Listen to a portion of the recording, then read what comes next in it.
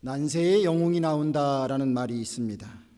우리가 어려운 일을 겪게 되었을 때에 여러분들은 어떤 성향의 리더를 좋아하시게 됩니까? 이랬다 저랬다 하는 사람입니까? 아니면 자기의 신념을 끝까지 지키는 사람이겠습니까? 무서워서 벌벌 떠는 사람입니까? 아니면 담대한 사람입니까? 대부분 확신 있고 신념에 찬 지도자를 누구나 다 원할 것입니다. 지도자라고 하니까 대통령만 생각합니까? 그것이 아닙니다. 우리 모두는 다 크고 작은 리더입니다. 어느 누군가는 우리의 영향력 속에 있다는 말입니다. 우리가 이런저런 일을 겪으면서 그때마다 우리의 모습은 리더로서 어떠한 모습을 나타내고 있는가 생각해 보아야 할 것입니다. 이스라엘이 출애굽을 할 때에 하나님은 모세도 부르셨고 그의 형 아론도 부르셨습니다. 그런데 그들 중에 진정한 영적이며 또한 진정한 민족의 지도자는 아론이 아닌 모세입니다.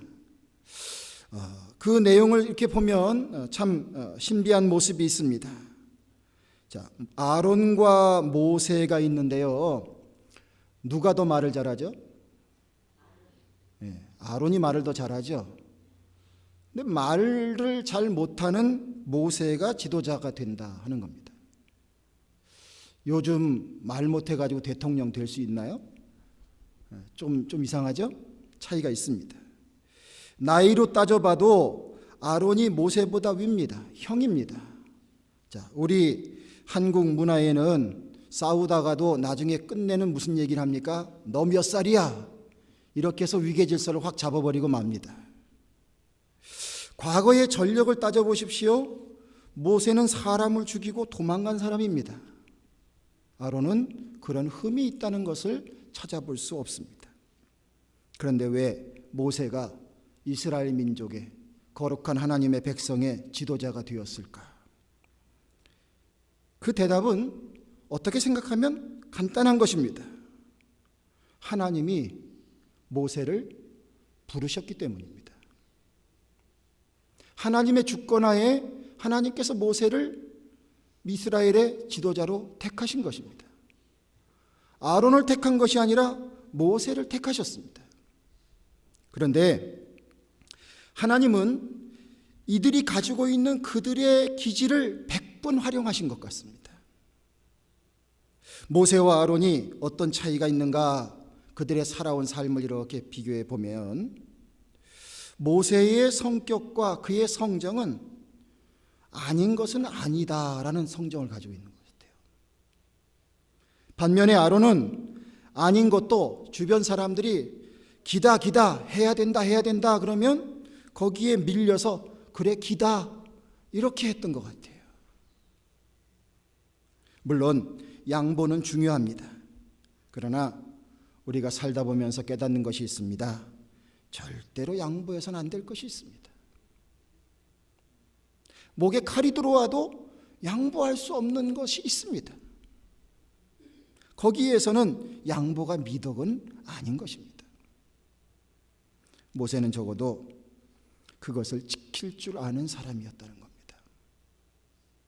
하나님께서 자신을 부르셨고 부족한 자기, 말도 잘 못하고 여러 가지 두려움 속에 사로잡혀 있는 자신을 사명 주셨고 그래서 그에게 중차대한 일로 자신을 이끄셨다는 이 사명감을 그는 처음에는 두려워했지만 그러나 하나님의 주시는 은혜 속에 이것을 받아들인 이후로는 결코 동심, 마음이 움직이지 않았다는 겁니다.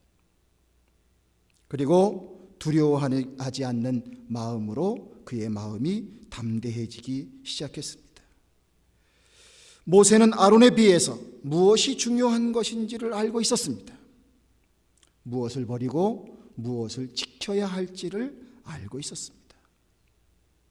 민족을 이끌고 있는 지도자가 40일 동안 백성들과 떨어져 있다고 하는 것은 굉장히 큰 위험한 일입니다.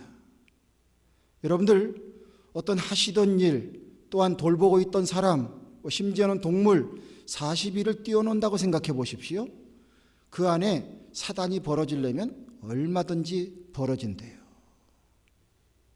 참 이민교회 웃지 못할 이야기지만 어떤 목사님이 주일날 교회를 갔더니 교회가 없어졌더랍니다. 제가 미국에 와가지고 처음에 한인 신문을 읽었는데 그 신문에 그런 기사가 나와 있어요. 이게 도대체 어떻게 된 거냐. 전혀 듣도 보도 못한 얘기를 이민 와가지고 맨 처음에 얼마 안 돼서 그런 기사를 읽어봤어요. 기가 찬 일이죠. 40일이라는 것, 그 41일 이 모세가 그 백성들과 떠날 수 있다고 하는 것은 엄청난 위험입니다. 아니 실제로 그런 일이 벌어졌습니다. 하나님의 부르심을 따라서 그가 시내산에 올라 하나님을 만나는 시간이 있었습니다. 그런데 그 기간 동안 이스라엘 백성들은 하나님이 어디 계시냐? 우리를 지도했던 모세가 우리를 버렸다. 우리 눈에 보이는 하나님을 보여달라. 그러면서 아론을 그냥 윽박질러 가지고 하는 수 없이 금으로 송아지를 만들어서 이게 하나님이다. 눈에 보이는 하나님을 만들어서 그들을 달래준 겁니다. 백성들은 이 하나님 붙잡고 우리 눈에 보이는 이 송아지 하나님 붙잡고 다시 애굽으로 돌아가자. 그렇게 하고 있었습니다. 실제로 그 40일 기간 동안에 사단이 벌어졌습니다. 그러나 모세에게 있어서 하나님을 만나고 하나님의 말씀을 받고 주님의 능력으로 지도자의 역할에 모든 것을 갖추고 이것은 앞으로 이스라엘 백성들을 이끌고 나가야 할 그 지도자로서 또한 하나님의 부르심에 순종해야 될 자로서 그가 왜 여러 가지 염려되는 부분이 없겠습니까? 그러나 그런 것을 제껴놓고 하나님의 부르심을 먼저 순종하고 그것을 응답받고 그 안에 주님의 말씀을 받으며 주님의 지도자로서 준비되어 나가는 가장 큰 일이기에 그러기에 그 말씀에 순종하고 있었던 모습을 보게 됩니다. 그런 면에서 그렇구나. 모세가 보여주었던 그의 그 리더다운 참 굳건한 모습이 있구나 하는 것을 깨닫게 됩니다. 민심과 백성을 좋게 하려는 유혹에 빠졌다면 결코 자신은 하나님의 종으로서 지도자로서의 준비를 못했을 것입니다. 얼마 동안은 그들을 위로하며 그들의 지도자로서 연명할 수 있었을지는 모릅니다. 그러나 길고 긴 시간 40년의 지도자는 절대로 될 수 없었을 것입니다. 여러분, 이 세상은 너무 많은 정부와 너무 많은 주장과 이론들 때문에 사람이 정신을 못 차립니다. 커피가 건강에 도움이 돼요, 안 돼요? 미국 살다 보니까 점점 느는 건 커피 마시는 것만 느는 것 같아요. 이게 건강에 도움이 됩니까, 안 됩니까? 돼요, 안 돼요? 되다는 분도 있고 안 된다는 분도 있고 지금 반응들이 다 다르시네요. 되기도 하고 안 되기도 해요. 그럼 어떻게 해야 되느냐 하는 문제가 있겠네요. 자, 허리가 아픕니다. 수술 받아야 돼요, 말아야 돼요? 척추에 문제가 생겼는데 어떻게 해야 됩니까? 안 받을 수 없어서 받았는데 또 얘기를 들으니까 특히 수술 중에서 척추 수술은 함부로 하는 게 아니다. 이런 얘기가 막 쏟아져 나옵니다. 이건 지금 이 시점에서 투자를 해야 될지 말아야 될지, 이 말을 들으면 이 말이 옳고 저 말을 들으면 저 말이 옳고 야당 말을 들으면 야당 말이 옳고 여당 말을 들으면 여당 말이 옳고 A라는 후보 말을 들으면 A라는 후보 말이 옳고 B라는 후보 말을 들으면 B라는 후보 말이 옳고 몹시 헷갈립니다. 정보의 홍수 시대 속에 우리가 살고 있습니다. 이 혼란의 시대 속에 우리는 누굴 믿고 살아가야 하는가? 과연 어떤 말을 듣고 살아가야 하는가? 참 심히 어려운 일입니다. 더군다나 우리는 그리스도인입니다. 우리가 이 세상에서 사는 가장 잘 사는 것 중에 하나는 영원한 하나님 나라를 준비하며 살아야 합니다. 이것 실패하면 우리들의 인생은 완전 실패입니다. 아무리 많이 가졌어도 그건 다 실패입니다. 그렇다면 우리의 영혼의 문제, 구원의 문제는 누가 해주는 말을 듣고 살아야 하며, 또한 진정한 길을 어떻게 우리가 찾을 수 있으며 제시할 수 있습니까? 주님은 우리들에게 이 혼란한 세상 속에서 여러분과 제가, 그리고 우리의 교회가 그런 진정한 답을 줄 수 있는 역할을 하라고 주님이 사명을 주십니다. 그렇게 보면 우리가 나의 삶 속에 있는 작은 한두 가지 일들, 지엽한 일들을 가지고 거기에 목숨을 걸고 연연하면서 살아가야 하는 그런 좁은 눈을 가지고 살아가는 존재가 아니라는 사실을 깨닫게 됩니다. 말로만 저 높은 곳을 향하여가 아니라 정말 하나님께서 우리에게 주시는 중차대한 사명이 저와 여러분들, 우리 교회에 주님께서 주신 귀한 사명으로 여전히 존재하고 있다는 것입니다. 우리는 수시로 주님의 말씀을 중심으로 우리의 신앙을 끊임없이 돌아보아야 하겠습니다. 2절 말씀에 주의 날이 이르렀다고 시동심하거나 두려워하거나 하지 할 그것이라 누가 아무렇게 하여도 너희가 미혹하지 말라 말씀하고 있습니다. 믿는 자들은요, 너무 쉽게 동요하거나 두려워하거나 미혹돼서는 안 됩니다. 누가 와서 확신에 찬 말로 내일 이제 세상이 끝난다고 말해 보십시오. 자, 여러분들 어떻게 하실래요? 그때부터 그냥 정신없이 돌아쳐야 되겠습니까? 아니면 여러분들 잔잔하고 고요하게 그렇게 하실 수 있겠습니까? 동요하지 아니하고, 그리고 내 본분을 지키며 나의 삶의 자리를 지키며 그것을 유지할 수 있는 사람은요, 바로 미리부터 다 준비한 사람이에요. 그 사람은 그런 얘기를 들을지라도 그것이 큰 문제가 안 돼요. 이런 정도는 생각할 수 있겠죠. 이상하다. 그날과 그 시는 아무도 모른다고 그랬는데 왜 저 사람이 저렇게 얘기할까? 그 정도 생각은 해볼 수 있을 겁니다. 그러나 혹시 내일 마지막 날이 된다고 할지라도 나는 괜찮습니다. 왜냐하면 지금까지 살아온 길이 주님과 함께 동행한 길이기 때문입니다.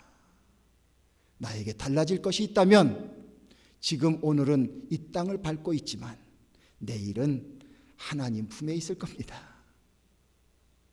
여러분들 얼마나 멋집니까? 이런 믿음의 힘을 주님께서 우리에게 주신다는 겁니다. 주님 주신 말씀, 동심하거나 두려워하지 말라. 누가 아무렇게 해도 미혹되지 말라. 이 말씀을 믿고 마음속에 새기고 그리고 삶의 터전으로 돌아가는 성도님들 되시기를 간절히 바랍니다. 이 말씀 주시면서 주님께서는 마지막 때에는 징조가 있을 것이다 라고 했습니다. 그렇죠? 많은 일에는 징조가 있습니다. 사람들이 그 징조를 미리 캐치하지 못하기 때문에 문제가 되는 것이지요. 3절 이하의 말씀을 보면 먼저 배도하는 일이 있고 저 불법의 사람 곧 멸망의 아들이 나타나기 전에는 이르지 아니하리니 저는 대적하는 자라 범사에 일컫는 하나님이나 숭배함을 받는 자 위에 뛰어나 자존하여 하나님 성전에 앉아 자기를 보여 하나님이라 하느니라. 자, 마지막 때가 되면 배도하는 일이 있는데 적 그리스도가 출몰한다 말씀하고 있습니다. 우리가 배도하는 것, 주님을 믿는 그리스도인인데 크리스찬으로서 이 크리스천됨을 버릴 수밖에 없는 경우는 두 가지일 거라고 생각합니다. 한 가지는 박해를 받는데 너무 심하게 받아요. 그냥 감당할 수 없을 만큼의 정말 너무나 힘들어요. 그래서 그냥 고통을 주면서 목에 칼을 들이대면서 너 예수를 모른다고 부인해라. 예수는 거짓이라고 말해라. 그러면 살려줄게. 아마 영화로 일본이 처음 기독교가 전파될 때에 그 당했던 많은 그 박해를 표현한 그 영화가 새로 나온 것 같아요. 침묵이라는 영화가. 저도 아직 안 봤지만 책은 읽고 그것을 아직 안 봤지만 한번 봤으면 좋겠습니다. 많은 사람들이 그렇게 박해를 받는 거죠. 바닷벌에다가 장대를 달아놓고 거기에 사람을 매달아 놓고 그리고 밀물이 들어올 때 그것이 옵니다. 자, 맨 처음엔 여기 찾다가 여기 찾다가 여기 찾다가 꼴깍꼴깍꼴깍 합니다. 예수 안 믿는다고 하면 살려주고 그리고 거기서 부인하지 아니하면 그냥 물속에 잠겨서 죽게끔 만드는 거예요.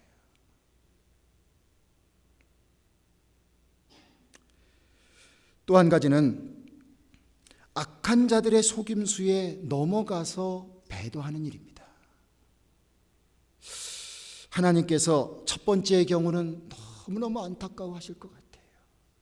그러나 두 번째의 경우는 어떻게 보면 이것은 알곡과 가라지를 가르는 방법이라고 우리가 생각해야 할 것입니다. 9절 10절을 보면 사단의 역사가 있어서 능력으로 표적으로 거짓 기적으로 불의와 속임수로 사람을 끌어들여 라고 말했습니다. 즉 이와 같은 것으로 사람들의 마음이 뺏기게 해서 결국 배도하는 일이 벌어지도록 한다는 사실입니다. 믿음 생활하는 사람들이 나름대로 바리새인처럼 우리도 자부심을 갖고 있습니다.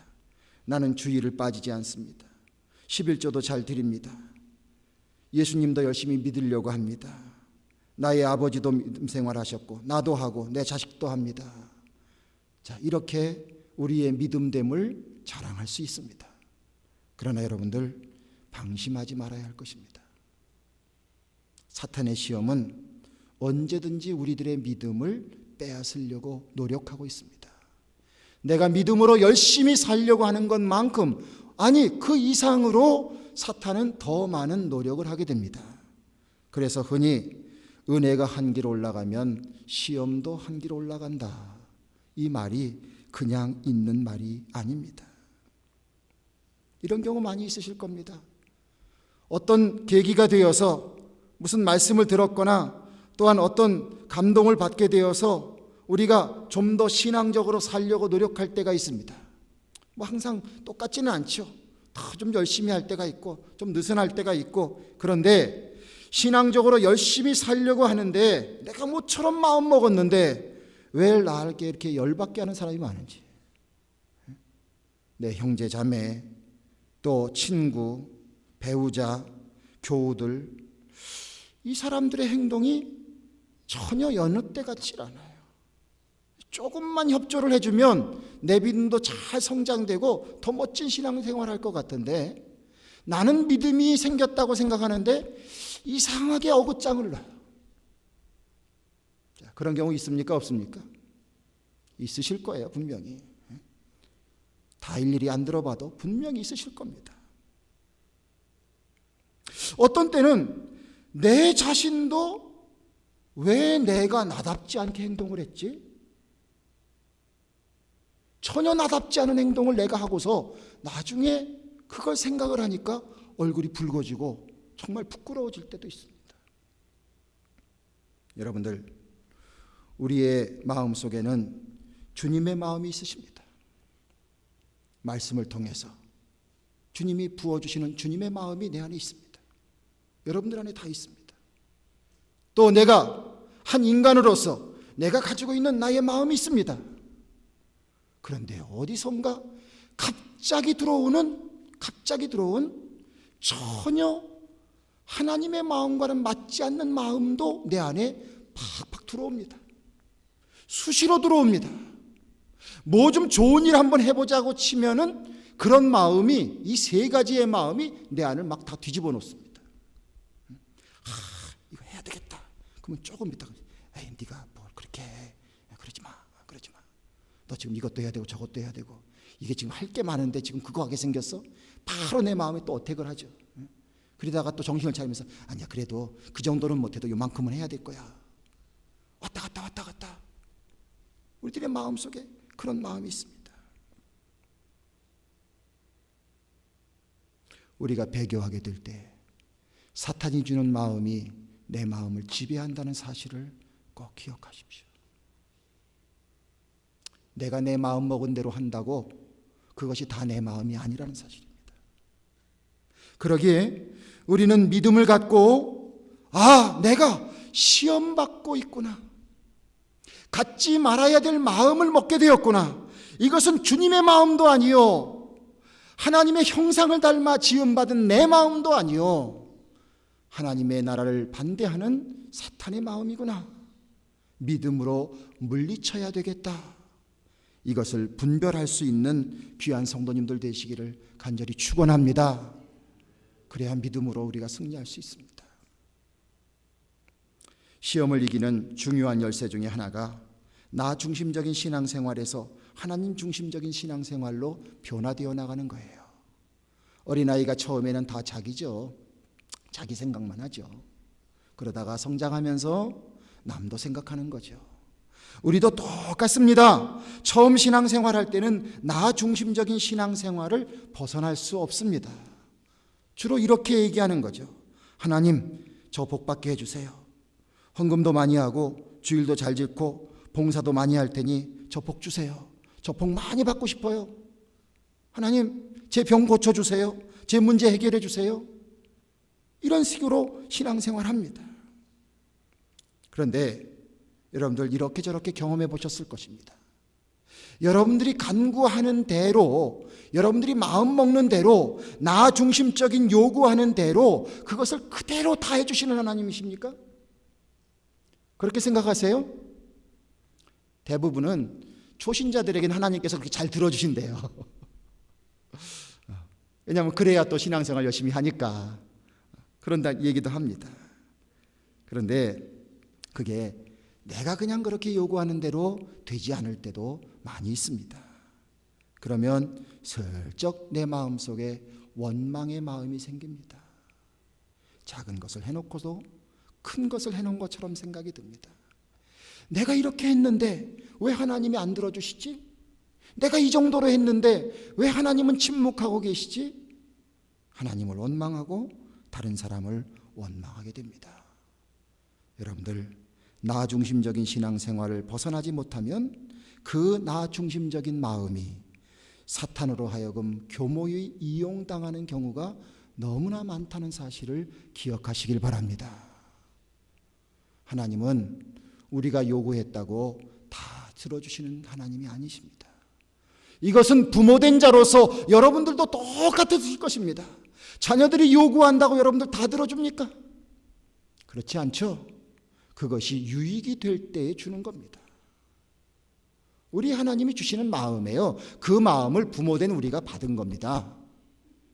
그러기에 우리가 이렇게 배교하지 않는 믿음 안에서 우리의 믿음의 결실을 얻으려면 우리의 생각이, 우리의 마음이 나 중심적인 생활에서 하나님 중심적인 생활로 변화되어 나가고 성숙되는 그 과정이 우리에게 반드시 필요한 줄로 믿습니다.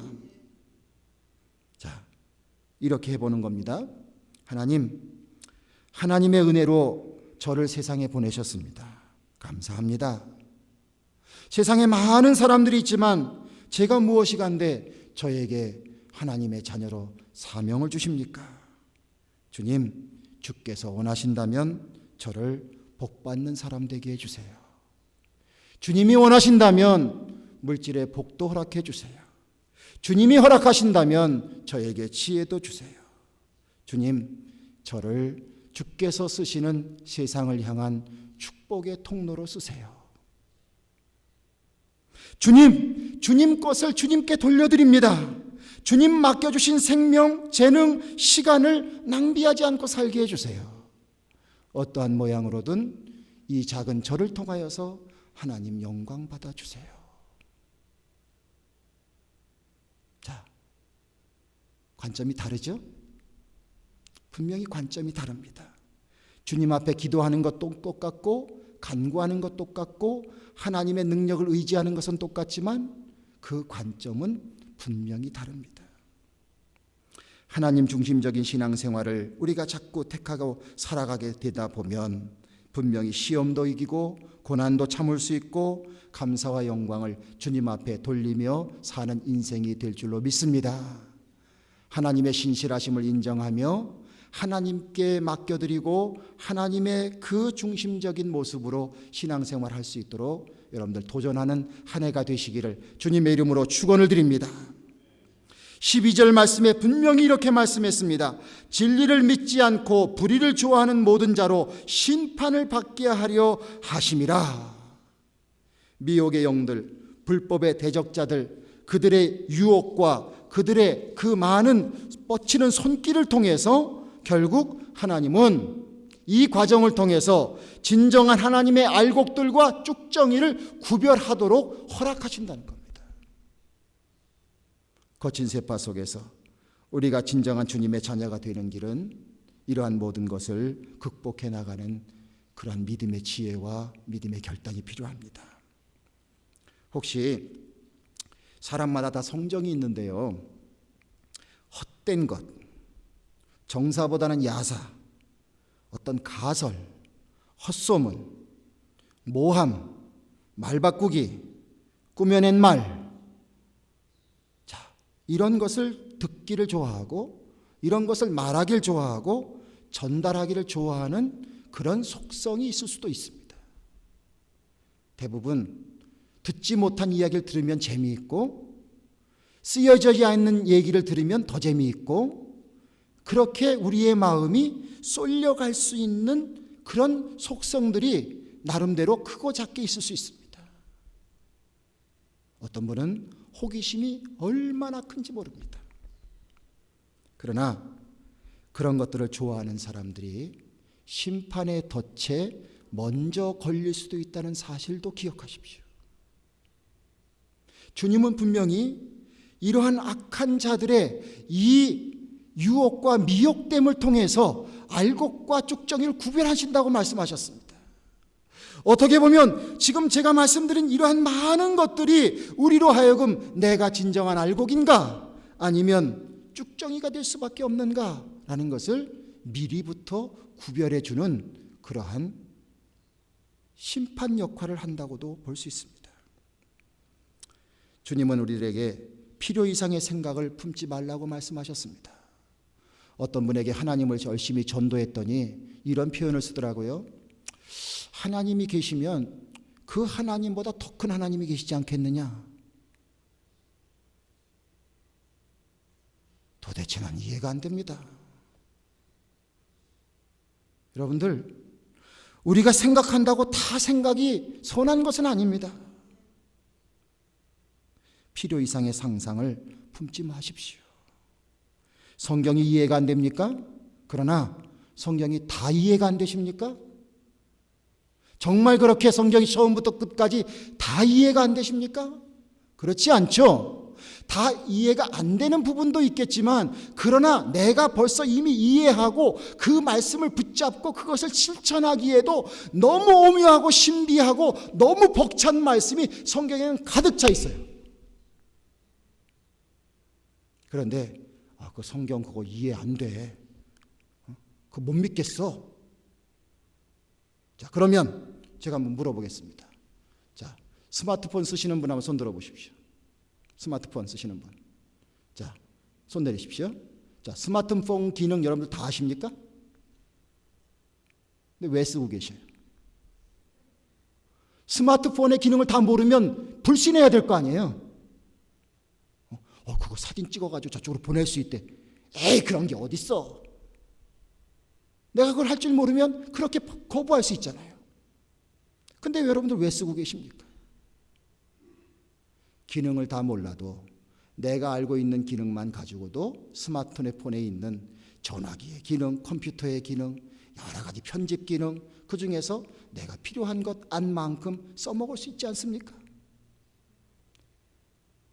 스마트폰의 기능을 다 모른다고 그걸 거부해버리고 저건 이상한 괴물이야 이러고 산다면 여러분들 우리에게 주어지는 베니핏을 우리가 다 던져버리는 거 아니겠습니까? 얼마나 어리석습니까?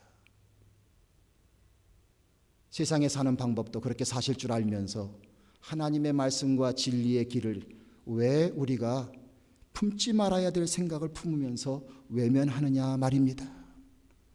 어떤 하나님의 말씀은 영적인 은혜를 받지 아니하면 이해되지 않는 말씀이 있습니다. 그러기에 그 부분을 우리는 분명히 인정을 해야 됩니다. 그것을 인정하지 아니하면 그것은 오만한 것입니다. 매사에 부정적이고 문제를 만들어내는 시각과 행동, 이것은 우리에게 결코 좋은 것은 아닙니다. 우리 하나님은 우리를 사랑으로 이 세상에 보내셨습니다.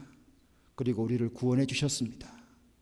그러기에 우리가 그것을 감사하고 우리가 깨닫는 대로 그것에 대한 기쁨을 누리면서 주님 앞에 감사와 영광을 돌리는 사람이 비로소 하나님의 자녀로서 하나님 주시는 축복을 누리는 사람이 되는 줄로 믿습니다. 여러분들 가능하시면 아니요 이렇게 하지 마시고 주님 뜻이라면 가능합니다. 너희들 가나안 땅을 들어가리라. 거기가 얼마나 무서운데요. 그 사람들이 얼마나 큰데요. 그 성이 얼마나 견고한데요. 우리가 어떻게 들어가요? 안 됩니다. 이렇게 살지 마시고요. 주님께서 들어간다고 하셨으면 주님께서 말씀하신 거니까 주님이 하신 말씀이기 때문에 주님의 말씀이라면 됩니다. 할렐루야. 이것이 믿음의 세계예요. 설명하기 어렵고 일반 사람들은 이해하기 어렵지만 그것이 결국 믿음의 세계고 그것이 우리에게 주시는 믿음의 참맛입니다.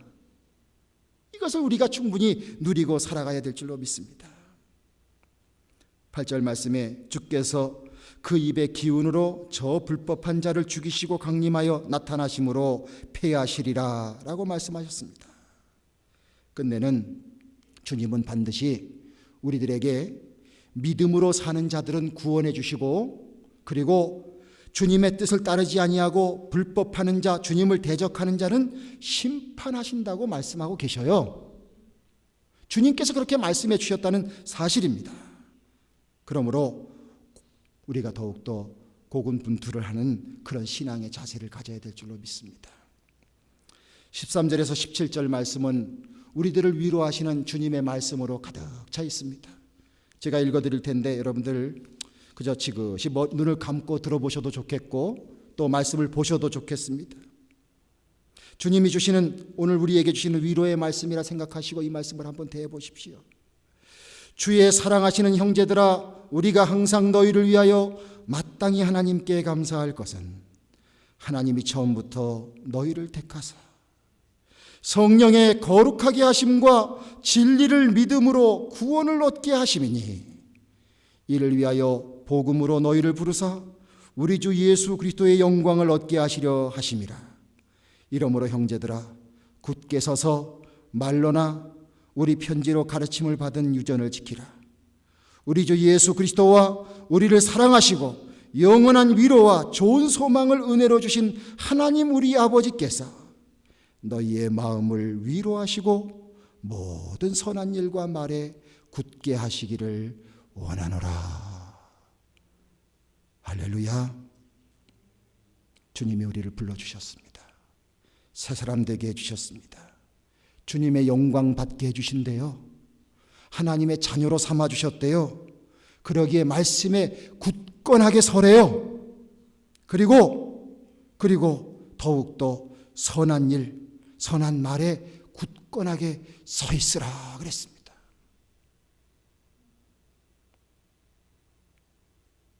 될성 싶은 나무는 뭐부터 다르다고요? 못 들어보셨어요? 될성 싶은 나무는 뭐부터 다르다고요? 떡잎부터 다르다고 했습니다. 여러분들과 저는 다른 사람들입니다. 하나님 때문에 다른 사람이 되었습니다. 사자도 배가 고파도 그 제왕의 위치를 지키기 위해서인지 모르지만 썩은 고기는 안 먹는데요. 우리가 작은 일에 자꾸 이랬다 저랬다 여기 기웃 저기 기웃 그러면 안 됩니다. 답답해서 점장이 찾아가서 사람의 말에 위로를 얻으려고 하는 그런 심성, 이런 심정 가지면 안 됩니다. 이미 주신 하나님의 말씀, 그 말씀 마음에 잘 새기시고 주님 오늘 주신 귀한 말씀, 너무나 주옥 같은 말씀 있지 않습니까? 이것을 꽉 붙잡고 그리고 그리고 힘들고 어려울지라도 더욱더 선한 위치에 선한 일을 하며 살아가기를 힘쓰는 그런 우리가 됩시다. 그러면 우리에게 좋은 것으로, 영원한 것으로, 만족할 것으로 충만하게 주시겠다고 약속하신 그 주님의 축복이 바로 우리들에게 주어지는 하나님의 축복이 될 것입니다. 한마디로 여러분과 저는 바로 소망의 사람입니다. 우리 모두는 소망의 사람입니다. 소망의 사람, 소망 가진 사람으로서 하루하루의 삶을 주님 안에서 정말 새롭게 그리고 다르게 살아가는 나날들이 되시기를 주님의 이름으로 간절히 축원을 드립니다.